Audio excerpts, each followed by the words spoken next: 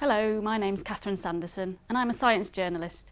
I'm a news editor with Nature, the international science journal, and have also worked for many years as a reporter, both on staff at magazines and as a freelance journalist. Before I became a journalist, I studied chemistry, going so far as getting a PhD before deciding that I preferred telling other people about science than actually doing it myself.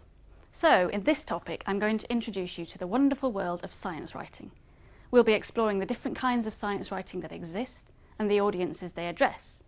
Whether it's a sensational news story for a tabloid, a hard-hitting investigation for a highbrow magazine or newspaper, or an easy-reading, positive take on some latest research for a university newsletter. We're going to get into some of the nitty-gritty about what makes a great story and how that story should be structured. You're going to learn about headlines and first sentences and how important it is to grab your reader right from the start before you then carry them with you to the end of the article. A story can be told in many different ways, and finding the right angle is crucial. You'll be discussing stories and debating each other's take on it. And to make sure your writing packs as much punch as possible, we'll be thinking about questions to ask experts in interviews and finding out how important it is to have a balance in your writing. All these tools will help you in your assignments to help identify a good story, find the angle to tell it from, write a punchy first line, and follow through with a compelling, balanced and well-researched article. Good luck on the course, and I hope you enjoy your foray into science writing. All scientists write. They write research papers, grant proposals, talks for conferences, but that's not science writing. Science writing aims to get across to a general reader challenging concepts in an engaging, informative and compelling way. Science writers aren't necessarily practicing scientists, but they might have a science background. You can see examples of science writing in newspapers, magazines, at museums, on television and radio, and on blogs and institutional websites the world over. Let's take them one by one. You've probably all seen the magazine New Scientist. Here's a place where we see journalistic writing, news, features and opinion pieces. The stories are written to be bang up to date, detailing news of research breakthroughs, but also have a critical journalistic edge. Other magazines with a similar style include Nature, its US equivalent Science, and there are others. Science journalism is seen in daily newspapers as well, with some UK broadsheets still retaining science reporters. A science journalist, like any other journalist, has the job of reporting around a story and then telling that story accurately. The science journalist might uncover accusations of misconduct or inflated claims about the results of some research. Equally, if the reporting gathers only glowing comments about some amazing discovery, then that is fair reporting. If the people you ask for comments say, "These results are totally surprising, they seem too good to be true," it's time to get sleuthing. Science writing, in other guises, isn't necessarily as critical and is often called cheerleading for science. Much of science writing exists to gee up enthusiasm for science among the general populace and to gain exposure for the scientists doing the research. As long as this type of writing is not mistaken for balanced reporting, there's no reason to discredit it. And some of the skills involved in writing a press release or research highlight are similar to those of a science journalist. We're talking about university and institutional magazines, press releases and company brochures. The science writing used here is often a newsy report about a piece of research published recently. A press release will explain the research in a catchy way, have interviews with the scientists who did the work, and hopefully provide a bit of context to the research. Like a conventional news story, the press release has to appeal to its readers and grab their attention. But what the press release probably won't touch on are the downsides of the research or any context from competitor groups.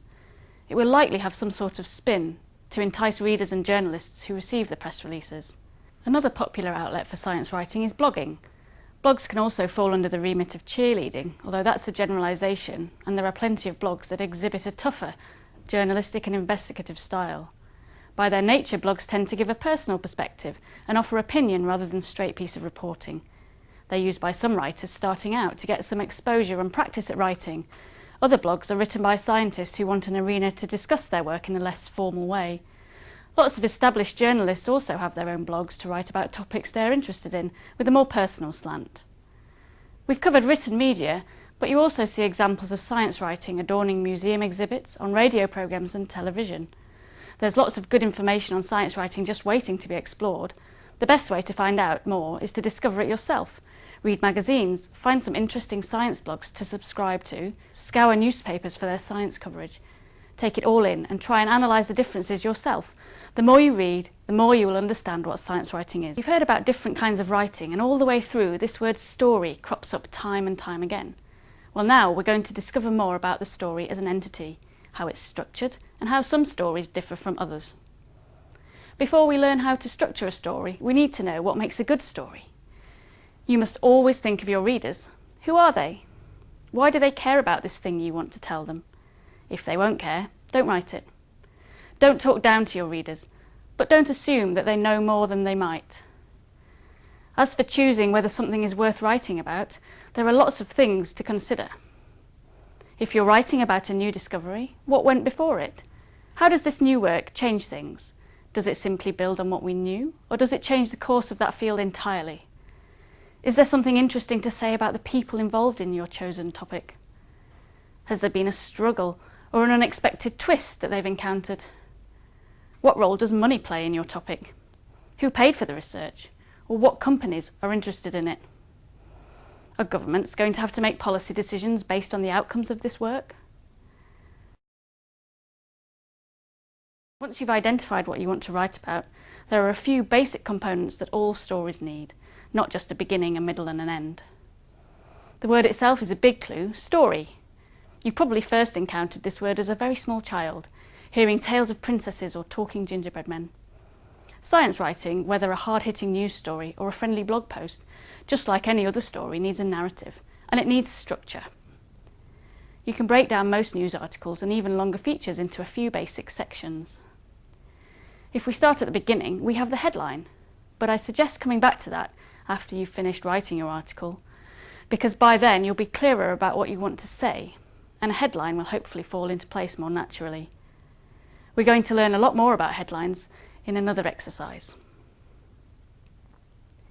In a news story or a feature, there's often a second, longer, headline-like sentence, known as a stand first. This is a snappy summary of the story, without repeating the headline.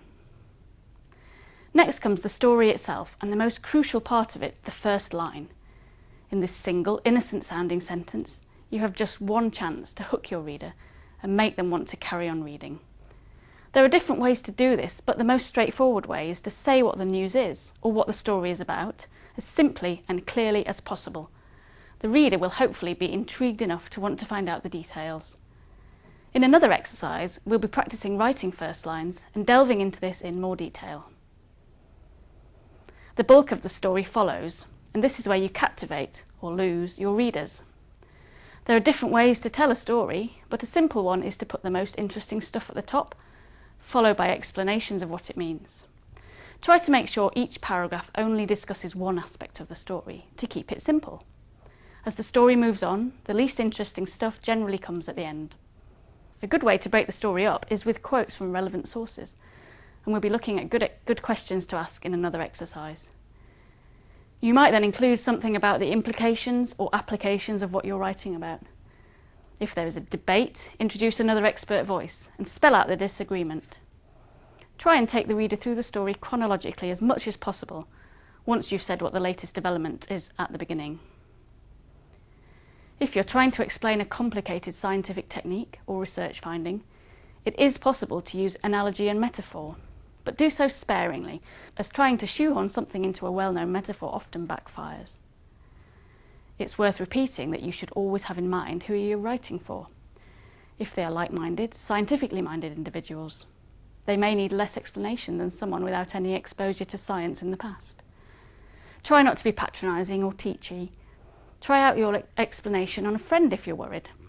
Keep things as simple as possible, and don't try to get every small detail into a story or explanation, even if the scientists who did the work say you must. Your job is to get across the most important points of something as simply as possible. Be frugal with your words. When you've explained the story, now would be a good time to stop. There are different ways to finish a story. A pertinent quote from an expert with a word about what happens next is one way. It's often a good idea, especially for a longer piece, to tie the last line in with the first line and the introduction to the story, bringing the reader back to where they began. When you've finished, read through your work and cut out anything that doesn't need to be there. Check and double-check your facts. Make sure the reader will follow what you've written. This has been a whistle-stop tour through science writing, but we will be looking at aspects of what I've talked about in exercises coming up. If you want to know more, it's very easy. Go and grab a newspaper or a science magazine and read it. Read as much as you can, and soon you'll see that stories, long or short, have a rhythm. And now we have broken the story down, hopefully you too will be able to write a compelling and captivating article.